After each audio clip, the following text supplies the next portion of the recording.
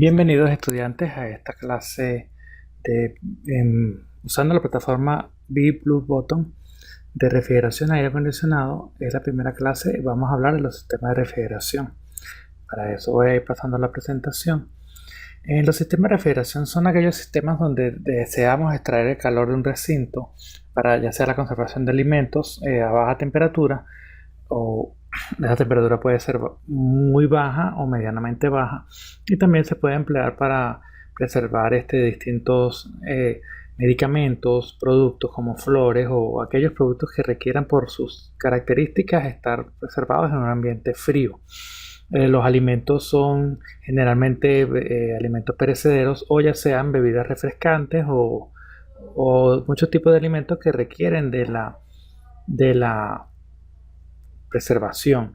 Para ello se usan los sistemas de refrigeración, la cual puede tener tres niveles, que serían la doméstica, que es la que tenemos en nuestras casas; la comercial, que ahí están aquellos sitios donde compramos alimentos o compramos productos; y la industrial, que ya sería aquella de las empresas grandes, en los sitios de almacenaje donde hay muchos productos.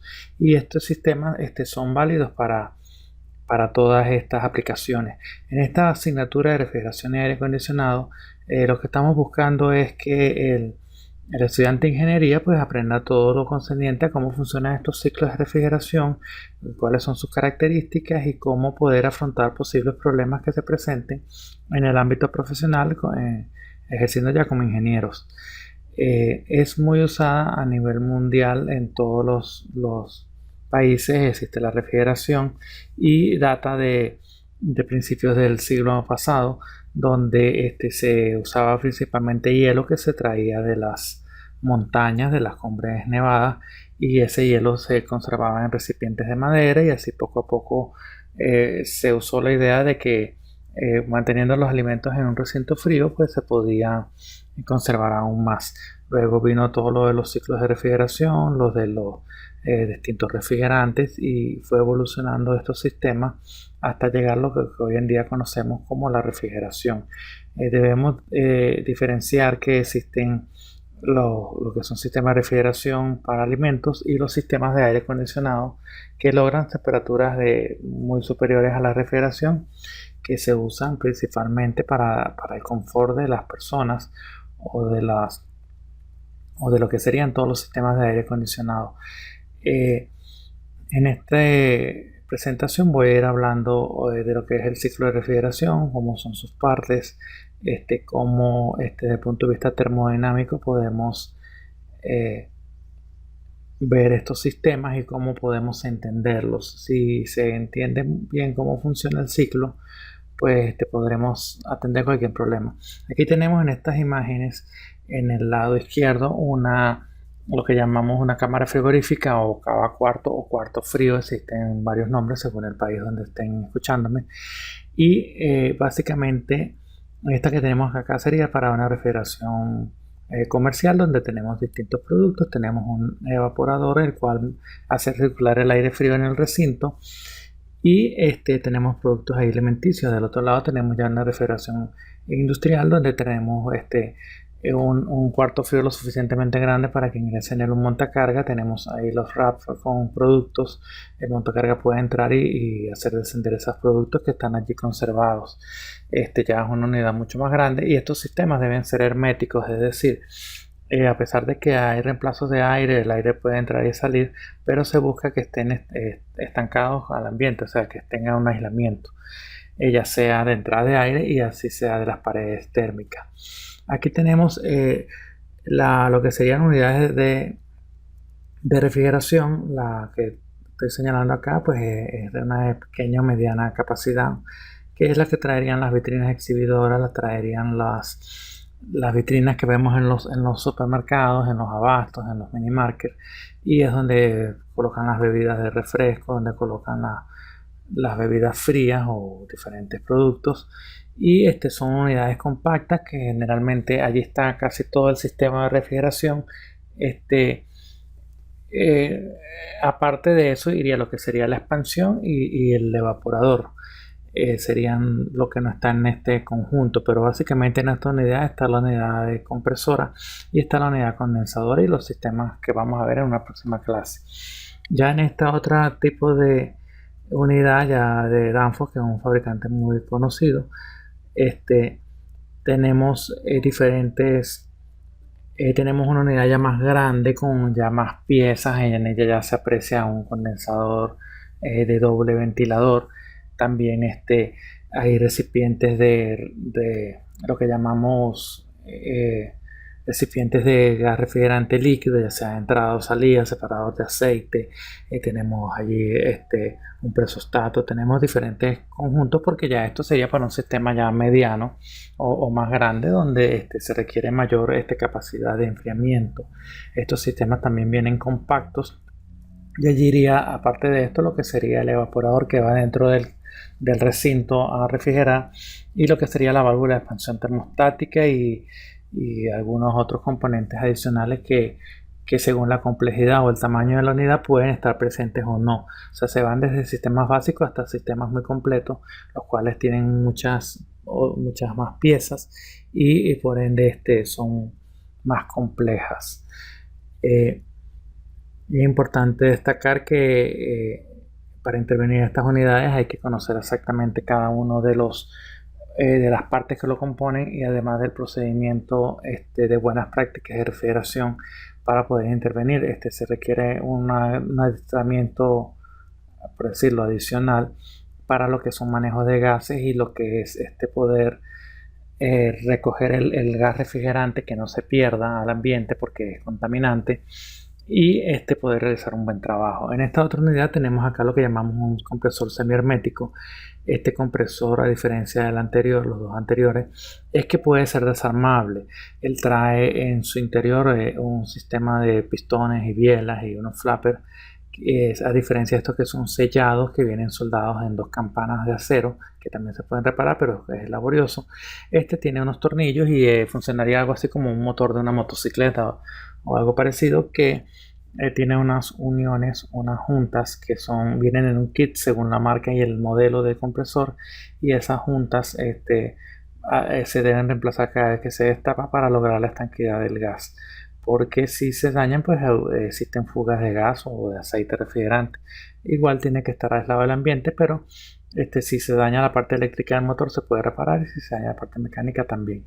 En estas dos pues ya es un poco más compleja la reparación, aunque también se puede, y en algunos países por cuestiones de costo se está usando la reparación de estos equipos, pero el problema es con las virutas al momento de soldar, las pequeñas partículas o escorias o contaminantes que pueden entrar al sistema y pueden ocasionar problemas de obstrucción en tuberías o unos problemas similares, a diferencia de este compresor semihermético que es totalmente desarmable.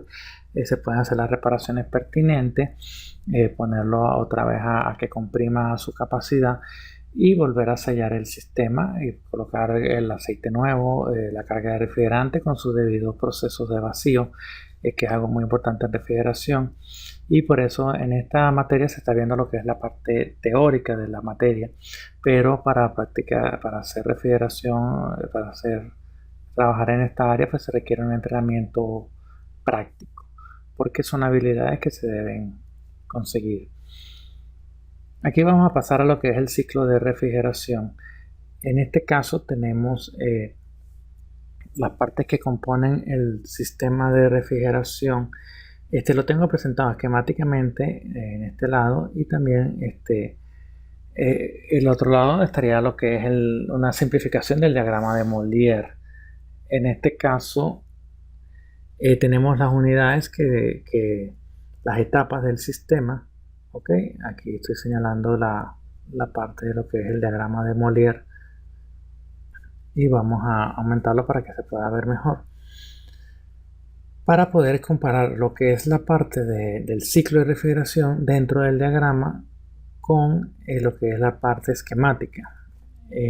Vamos a ir comparando una a otra para poder tener una buena apreciación de lo que se trata.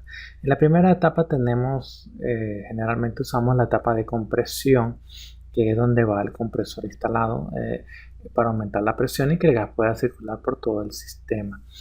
esta compresión se hace con un motor o un motocompresor que eleva la presión del gas refrigerante, pero solamente puede comprimir gas, no puede comprimir líquido porque el líquido es incompresible, es decir, que no lo podemos comprimir.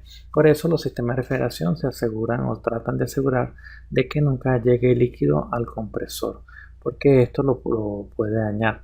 En los compresores hay de varios tipos, en refrigeración se usan mucho los de pistón o alternativos, también están los rotativos, están los tipos scroll, los tornillos, hay muchas variedades. Y en el diagrama de Mollier, esa etapa de compresión corresponde a la línea roja que dice compresión. En este lado tenemos la zona de gas dentro del diagrama, aquí tenemos la mezcla de líquido-gas y donde hay diferentes calidades o proporciones de gas y de líquido combinados dentro de lo que es la zona de la campana. Y allí se produce la evaporación, pero variando la calidad de este lado tendríamos lo que es la parte líquida del gas, es decir, a esas presiones y a esas temperaturas el gas va a estar en estado líquido completamente. Entonces la compresión se da en esta etapa isentrópica, es decir, entropía constante, la cual va de la zona de baja presión hasta la zona de alta presión. Son las dos presiones circundantes del sistema. Aquí tenemos la presión en el eje Y y en el eje X tenemos la entalpía, que es la energía del sistema.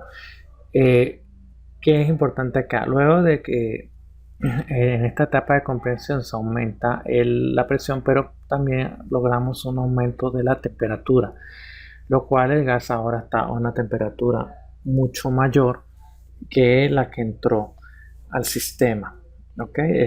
Luego en esta zona que señalo aquí, es la etapa de compresión del sistema. Una vez que sale de allí, ya empieza a perder calor y viaja a través de las tuberías, generalmente de cobre, hacia el condensador, que es el encargado de primero enfriar ese sistema a través de ya sea el paso forzado del aire por el intercambio de calor, el uso de aletas, el forzamiento con un ventilador, y ese gas refrigerante ahora se va a licuar, es decir, se va por enfriamiento, se va a pasar al estado líquido, tal como se aprecia en la campana de Mollier. Eso es una presión constante, sale de allí, empieza a ceder calor y a una presión constante se va enfriando y va pasando por las distintas calidades de mezcla hasta llegar a una zona de completamente líquido.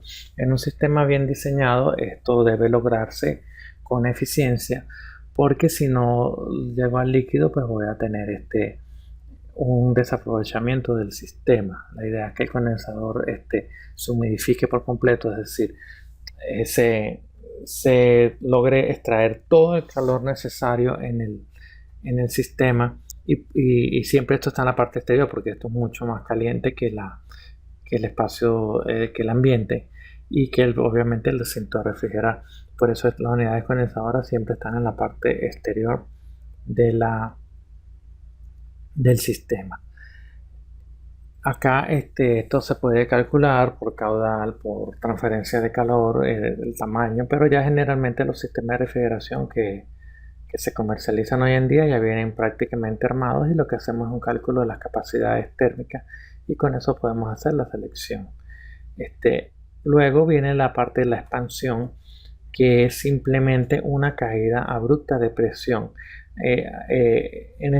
Generalmente en estos diagramas se habla mucho de la válvula de expansión, pero en la mayoría de los casos de instalaciones pequeñas o medianas se usa tubo capilar, porque la variación de caudal de refrigerante es muy poca. Entonces son sistemas que más o menos trabajan a la misma carga y capacidad, y realmente la expansión, ¿qué es lo que busca? Pues generar una caída de presión entre la zona de alta y la zona de baja. ¿Cómo logra esto? Pues es simplemente un obstáculo. Es decir, es como que tenga una avenida con 8 canales y de repente forme un solo canal, y ese embotellamiento pues va a hacer que pasen menos vehículos. Ahí logra entonces esto una caída hasta la presión de baja en el sistema, ya sea por válvula de expansión termostática o por tubo capilar. Por eso es mejor llamarla expansión. Esta parte se hace a una entalpía constante, es decir, no hay variación de la energía y se está pasando de una temperatura a otra temperatura.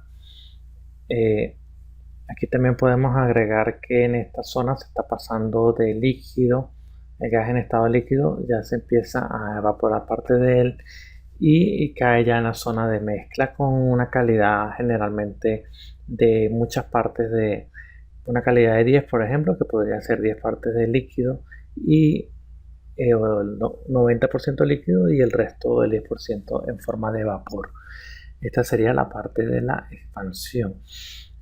Esta parte es de especial interés porque aquí pueden haber obstrucciones. Luego que salimos de esta zona de la expansión, vamos el recorrido hacia el evaporador. El evaporador es la parte donde realmente se logra el frío o se logra extraer el calor del recinto, porque en él el gas refrigerante empieza a absorber calor del recinto. Es decir, él viene en una fase líquida queriendo, o semilíquida ya con una calidad, queriendo evaporarse, entonces de sus moléculas atrapan toda la del recinto que vamos a enfriar, empieza a atrapar y atrapar calor para poder evaporarse. Entonces digamos que él pasó de la zona que estaba caliente, después se expande y llega a la zona final a través del paso de esta válvula o de este tubo capilar para la zona de la evaporación. El evaporador, como decía, se tiene que aprovechar al máximo, que esté totalmente con gotitas desde que entra hasta que sale a las últimas curvas, porque si no sería un desaprovechamiento de la superficie de evaporación del sistema. Entonces en esta zona es importante que se logre aprovechar al máximo el sistema y el refrigerante, que logre evaporar completamente el refrigerante, porque si no logro evaporar el refrigerante, pues estoy teniendo una eficiencia del sistema baja y entonces estoy perdiendo energía que podría ser útil para producir frío o para extraer calor. Continuando acá, entonces tenemos esta representación del diagrama de Molière y tenemos acá la zona de evaporación. Y luego el sistema, pues aquí hay un grado de recalentamiento que es un valor que se busca que esté garantizado para que el compresor no le ingrese ningún tipo de líquido, el refrigerante, porque podría romper el sistema y de hecho lo daña si llega a absorber líquido el compresor. Entonces para eso se estima esta parte. Bueno, y aquí regresa el compresor y el ciclo vuelve a comenzar. Es muy importante la zona de recalentamiento, que es una zona de gas, y para poder hacer todo el sistema, y el subenfriamiento también es una zona que se calcula. Todo esto son parámetros de diseño muy importantes para para la eficiencia de este ciclo de refrigeración, que es el ciclo de extracción de calor. En esta asignatura vamos a ir viendo a fondo todos estos diagramas de Molière y todos estos que son para cada gas, tiene su propio diagrama y tiene sus presiones y temperaturas de trabajo. Es decir, los diagramas pueden usarse solamente para un gas específico. Cada vez que sale al mercado un nuevo diagrama, el nuevo gas refrigerante, viene con él el nuevo diagrama para que las personas que trabajamos en esta área podamos hacer uso de lo que son las presiones y las temperaturas del sistema.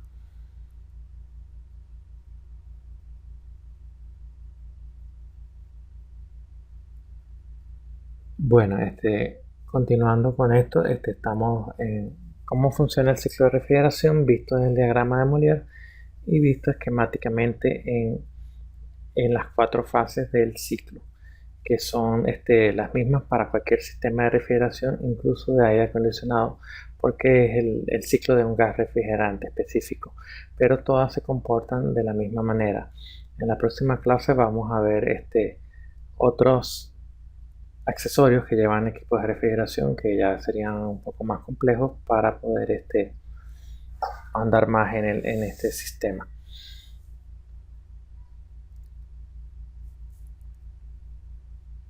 Pasando aquí a la siguiente diapositiva, aquí tenemos el diagrama de Molière para el gas 134A, que es el gas que generalmente traen muchos sistemas de refrigeración de una temperatura normal baja. Ya para temperaturas muy bajas se usa, por ejemplo, el 407, que tienen un punto de evaporación menor y logran temperaturas de menos 24 grados. Para temperaturas más o menos normales de menos 18 grados centígrados dentro del recinto de refrigeración, se usa, el más usado es el 134A.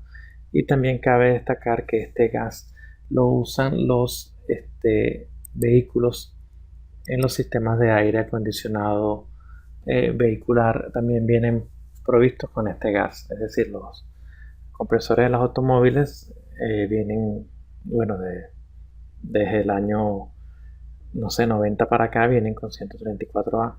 Anteriormente a eso los vehículos usaban lo que se llamaba el R12 o el Freon 12. Y luego cambió a este gas ecológico, y las neveras refrigeradoras y esos sistemas de refrigeración usaban R12. Pero con los daños de la capa de ozono, ese gas fue reemplazado por los daños atmosféricos. Acá en el diagrama de Molière tenemos una cantidad de líneas. Ya en el canal hay videos sobre la interpretación del diagrama de Molière, y los que hagan falta pues irán subiendo a medida que avancemos. Acá tenemos, como ven la campana, tenemos la zona de mezcla, tenemos las líneas de las calidades de gas. Acá tenemos la zona hacia aquel lado tenemos la zona de gas, tenemos la línea de saturación, es decir, la línea donde de un lado es líquido, en la línea de saturación aparecen las primeras goticas de vapor, y en la otra línea de condensación aparecen las últimas gotas de líquido. Entonces vamos variando aquí en lo que serían las presiones. Ok, y tenemos varios tipos de líneas, como las isocoras, que son estas rojas o isocoras. Tenemos también las calidades que se van representando aquí. Tenemos lo que sería en presión, y tenemos las líneas de las temperaturas. Es importante que el ciclo que ven acá representado vean que corresponden con el que estudiamos anteriormente, y es importante saber cuáles son las líneas de temperatura, las cuales se mantienen constantes dentro de la campana. Eso es importante hacer notar. Luego que salen de la campana, pues las líneas caen en una curva, y esos valores, pues como les dije posteriormente, serán explicados más adelante. Entonces ahí tenemos las 4 etapas del ciclo que corresponden con las estudiadas. La línea de temperatura viene de manera constante y cae en una curva, y de allí podemos tomar el valor de dichas líneas para diferentes presiones y diferentes temperaturas.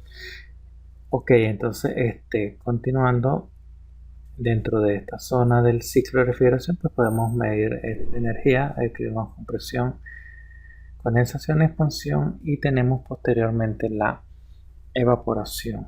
Tenemos la presión en bares. Ahí tenemos que acotar que estas presiones que estamos viendo en el diagrama son absolutas, es decir, si estamos midiendo las banométricas, tenemos que sumarle un bar de presión atmosférica para poder entrar en el diagrama, porque si no estaríamos cometiendo errores al leer el diagrama.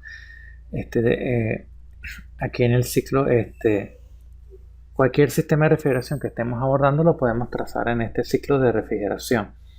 Es decir, todos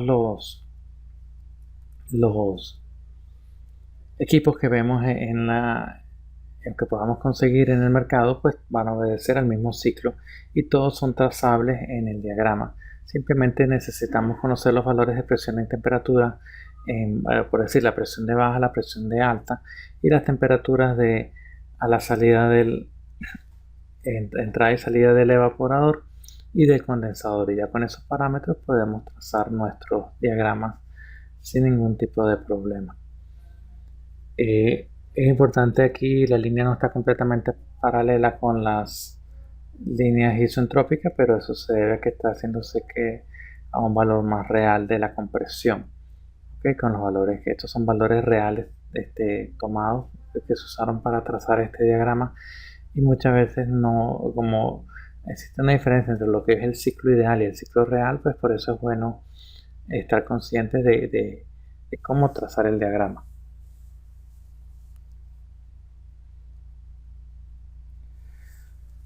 Bueno, acá tenemos también la zona de la evaporación. Aquí podemos leer lo que sería la entalpía del sistema, hacer una resta de entalpías y calcular el coeficiente energético del sistema, el cual nos habla de la eficiencia del ciclo, de este caso del ciclo de refrigeración, y nos da unos parámetros muy importantes que hoy en día son muy solicitados por el sistema de la eficiencia eléctrica, de la eficiencia energética. Cada vez se busca que los equipos realicen los trabajos, por decirlo, en una forma más óptima, con una mayor eficiencia. Y por eso es tan importante que sean óptimos a la hora de hacer el diagrama. Prosiguiendo con la presentación, aquí tenemos lo que serían los dispositivos de expansión. En este caso tenemos los principales dispositivos de expansión que se usan en el mercado. ¿Qué es lo que hacen ellos? Ellos lo que marcan es una zona de presiones, una caída, así como el compresor elevó la presión del sistema. Los dispositivos de expansión hacen que haya esa diferencia de presión, es decir, que haya una caída. Aquí tenemos lo que son los tubos capilares, que son los que se usan normalmente en los sistemas de baja y mediana capacidad, los cuales tienen un pequeño orificio de unos diámetros muy pequeños, menores a 1 milímetro. Ellos vienen graduados por número, y ahí el gas refrigerante entra con mucha dificultad, y como tienen una extensión muy larga, generalmente para una nevera sería más o menos 2,25 metros de longitud, por eso se enrollan así para que no ocupen tanto espacio, y eso es una caída de presión controlada. En el caso de lo que serían los tubos capilares, siempre que se reemplazan un sistema deben ser el mismo tubo capilar que se extrae del sistema. Si se está haciendo una reparación, volver a colocar uno igual.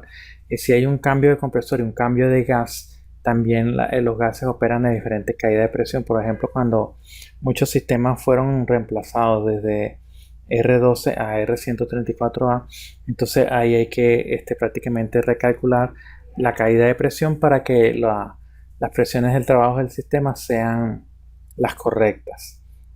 Entonces, por eso estos tubos capilares son ampliamente usados, porque son mucho más económicos que la válvula de expansión. La válvula de expansión se usa en aquellas instalaciones donde hay variación de caudal de refrigerante, es decir, instalaciones de mediana y gran capacidad. ¿Por qué? Porque ella permite, a través de este bulbo que se muestra acá, testear lo que es el sobrecalentamiento a la salida del evaporador. Entonces ella, si detecta que el refrigerante está llegando más o menos, ella abre y cierra para poder compensar esa caída. Tiene aquí un sensor, y ella puede variar el caudal, es decir, puede producir una menor o mayor caída de presión en el sistema, y para poder siempre mantener el frío. Es decir, ella puede detectar cuando el sistema está requiriendo una mayor caudal de refrigerante, porque de repente hay más producto, porque se ingresó carga, porque hay condiciones que así lo ameritan. Como en este sistema que estoy mostrando acá, de gran capacidad, pues necesita una válvula de expansión que tendría el sensor a la salida del evaporador, para si hubo de repente, si está vacío el cuarto, entonces tiene un caudal. Si de repente llega la mercancía y se llena y se abarrota de productos, pues ya necesita caudales diferentes. Por eso los sistemas de refrigeración usan la válvula de expansión termostática, para poder hacer una variación del caudal del sistema. En este caso, también si está entrando el montacargas y está generando calor dentro del sistema, si de repente hubo un corte eléctrico y el producto llegó a calentarse, entonces la válvula puede hacer que pase más refrigerante o menos refrigerante según sea la necesidad. Ella se debe ajustar también para que debe estar debidamente calibrada en el sistema y así pueda producir una mayor eficiencia en el mismo. Ya como último punto tendremos lo que son los gases refrigerantes. Estos gases refrigerantes han salido por generaciones. Los primeros fueron los más dañinos que habían, que eran los clorofluorocarbonados, donde la molécula de cloro y de flúor pues dañan la capa de ozono, y esos gases de primera generación se usaron ampliamente por muchos años, se liberaron a la atmósfera de una forma indiscriminada y no se tuvo realmente, no se sabía que eran dañinos y que generaban una destrucción de la capa de ozono, un efecto de cadena de una sola molécula de estos gases, pues daña muchas de ozono. Luego se pasaron a las hidroclorofluorocarbonadas, donde la molécula de hidrógeno ya inhibía un poco esta acción, esta reacción en cadena que generaban estas moléculas, y de ahí vinieron los otros refrigerantes como el R22, el R134A y estos gases más modernos que fueron apareciendo en el sistema. Y ya después los otros gases fueron cambiando, es decir, cada cierto tiempo se ha salido un nuevo grupo de refrigerantes con diferentes características y con sus colores distintivos. La empresa más grande del mundo es la DuPont, la que genera este tipo de moléculas, y luego pues otras compañías también las producen, pero los colores van asociados a cada refrigerante. Entonces por eso los envases grandes pues traen sus colores, y las latas pequeñas que son desechables también. Aquí vemos por ejemplo gases más modernos como el 407, 410A, que usan los aire acondicionados que llaman ecológicos, pero todavía siguen teniendo impacto en la capa de ozono.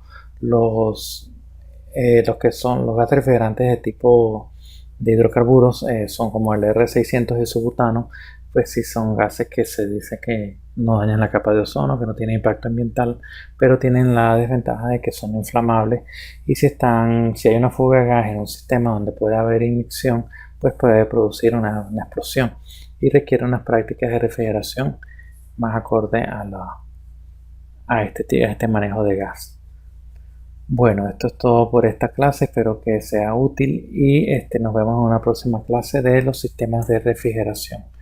Muchas gracias y no olvides suscribirte a mi canal y darle like si te gustó el video.